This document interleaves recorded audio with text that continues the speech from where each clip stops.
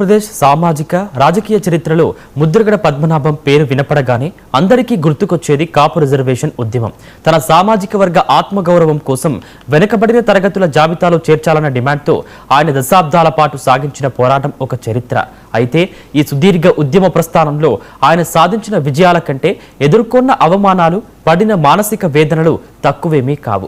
తుని విధ్వంసం నుండి కిర్లంపూడి గృహ నిర్బంధాల వరకు ఎన్నో కీలక ఘట్టాలు ఈ ఉద్యమంలో ఉన్నాయి. చివరకు తన సొంత సామాజిక వర్గం నుంచే ఆశించిన మద్దతు లభించలేదన్న తీవ్ర ఆవేదనతో ఆయన ఉద్యమం నుంచి వైదొలిగారు. ముద్రగడ కాపు ఉద్యమ ప్రయాణంలోని కీలక మైలురాళ్లు, ఆయన ఎదుర్కొన్న సవాళ్లను ఇప్పుడు చూద్దాం.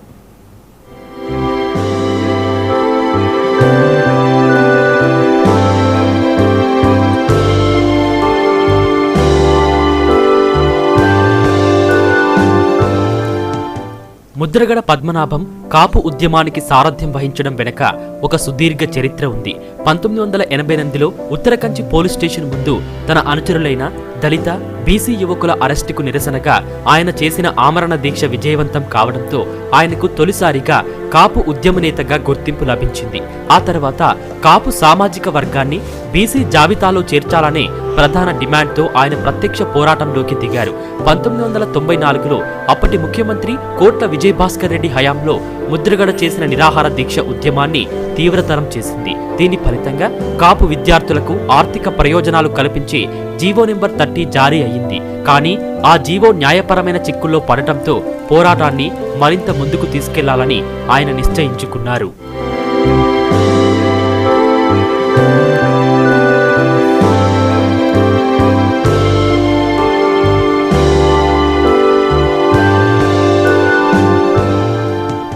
కొంతకాలం రాజకీయ విరామం తర్వాత 2014 అనంతరం కాపు సోదరుల అభ్యర్థన మేరకు ముద్రగడ మళ్లీ ఉద్యమ సారథ్యం చేపట్టారు. ఈ క్రమంలోనే 2016 జనవరి 31న తూర్పుగోదావరి జిల్లా తుని వేదికగా నిర్వహించిన కాపు ఐక్య గర్జన సభ ఆంధ్రప్రదేశ్ రాజకీయాలను కుదిపివేసింది. బీకొత్తూరు మైదానంలో లక్షలాది మందితో జరిగిన ఈ బహిరంగ సభ ముగిసిన వెంటనే ముద్రగడ ప్రత్యక్ష ఆందోళనకు పిలుపునిచ్చారు. రైల్వే ట్రాక్లు, జాతీయ రహదారుల దిగ్బంధానికి ఆయన పిలవడంతో సభకు వచ్చిన వేలాది మంది అటువైపు దూసుకెళ్లారు.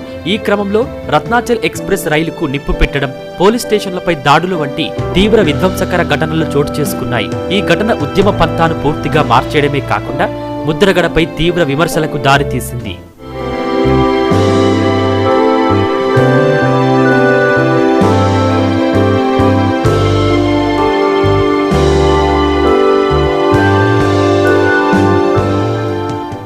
ముద్రగడ ఉద్యమ చరిత్రలో తుని ఘటన గురించి ప్రత్యేకంగా చెప్పుకోవాలి. ఈ కాపు ఐక్య గర్జన సభను సభలా కాకుండా ఉద్యమ పంథాలోకి తీసుకెళ్లారు ముద్రగడ పద్మనాభం. సభ మొదలైన తర్వాత ముద్రగడ ఒక్కసారిగా రూటు మార్చారు. ప్రత్యక్ష ఉద్యమానికి పిలుపునిచ్చారు. సభకు వచ్చిన వారంతా రోడ్లు, రైళ్ల రోకలకు అక్కడి నుంచి బయలుదేరారు. కాపులను బీసీల్లో చేర్చే వరకు తమ ఉద్యమం ఆగదని తేల్చి చెప్పిన ముద్రగడ అకస్మాత్తుగా కార్యాచరణకు దిగడం రాజకీయ వర్గాలను ఒక్కసారిగా కుదిపేసింది. ముద్రగడ ఇలా కాపు గర్జన అంటూ పిలిచి తక్షణ ఉద్యమం చేపట్టడం వెనుక ఇతర రాజకీయ ప్రయోజనాలు, కారణాలు ఉండొచ్చని కొందరి వాదన. ఆ ఘటన ఆయన ఉద్యమ ప్రస్థానానికి మాయని మచ్చగా కొందరు అభివర్ణించినప్పటికీ కాపు ఉద్యమాన్ని మరో మైలురాయికి ఈ ఘటన చేర్చింది.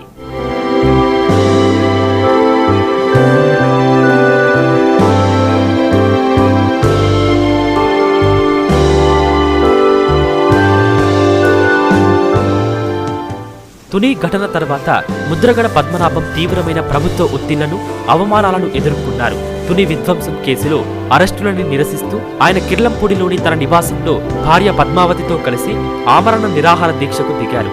ఆ సమయంలో కిర్లంపూడి గ్రామాన్ని వేలాది మంది పోలీసులతో దిగ్బంధించి చుట్టుపక్కల 144 సెక్షన్ విధించారు.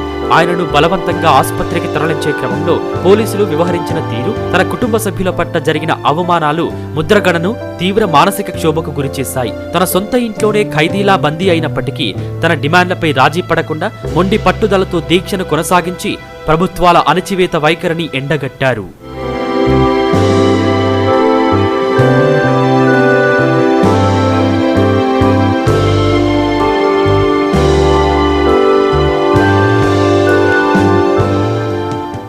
జైలు జీవితాన్ని, అవమానాలను భరిస్తూ దశాబ్దాల పాటు సాగిన ముద్రగడ ఉద్యమ ప్రస్థానం చివరకు తీవ్ర నిరాశతో ముగిసింది. తన జాతి కోసం అంతలా పోరాడిన సొంత సామాజిక వర్గంలో కొందరు నేతలు రాజకీయ ప్రయోజనాల కోసం తనను ఒంటరిని చేశారనే భావన ఆయనలో బలంగా నాటుకుంది. సోషల్ మీడియాలో తనపై జరిగిన ట్రోలింగ్, రాజకీయ విమర్శలు ఆయనను కలిచివేశాయి. దీంతో నా జాతి కోసం నేనిక పోరాడను, ఉద్యమం నుండి శాశ్వతంగా తప్పుకుంటున్నాను అంటూ ఆయన ఆవేదనతో కూడిన బహిరంగ లేఖ రాసి ఉద్యమానికి స్వస్తి పలికారు. ఆ తర్వాత 2024లో రాజకీయాల్లో చేరి పవన్ కళ్యాణ్తో సవాల్ చేసి ఓడిపోయాక తన మాట ప్రకారం పేరు మార్చుకుని తన నైతికతను నిలబెట్టుకున్నారు. శ్వాసకోశ సమస్యలతో కన్నుమూసే వరకు ఆయన సాగించిన ఈ ప్రస్థానం తెలుగు సామాజిక పోరాటాల చరిత్రలో ఒక చెరగని అధ్యాయంగా మిగిలిపోతుంది.